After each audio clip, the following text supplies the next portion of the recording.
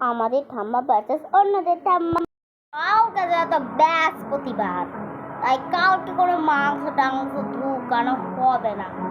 যদি আমার কথা মেনে মাংস ঢুকাও, আমার থেকে খারাপ আর কেউ হবে না। কালকে তো পিসিরা আসবে, তার জন্য যদি একটু মাংস হতো। হ্যাঁ, তাহলে মাংস হচ্ছে কালকে।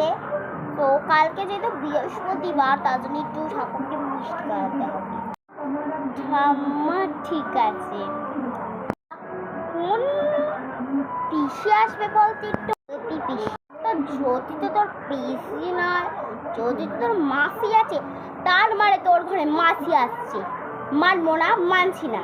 আজ মাংস করা হবে না। যদি আমার কথা মেনে কেউ মাংস আনো, আমার থেকে খারাপ আর কেউ হবে না। কেউ কেউ না। কালকে বৃহস্পতিবার, কালকে রবিবার। রবিবারে এই ক্ষেত্রে নেই, বৃহস্পতিবার ওই ক্ষেত্রে নেই। বৃহস্পতিবার মানলাম, কিন্তু মাসিরা আসছে, তার জন্য একটু মাংস করতেই হবে। তা কোথায় জন্য দূর দেরি পরে অন্যদের ঠাম্মা।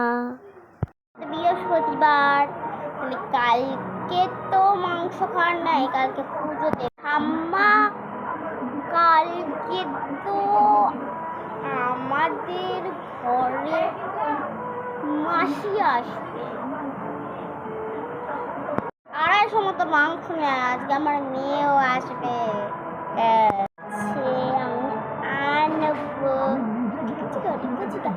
আমার ঠাম্মা এত ভালো, এত ভালো, কি বলবো মা ঠাম্মা।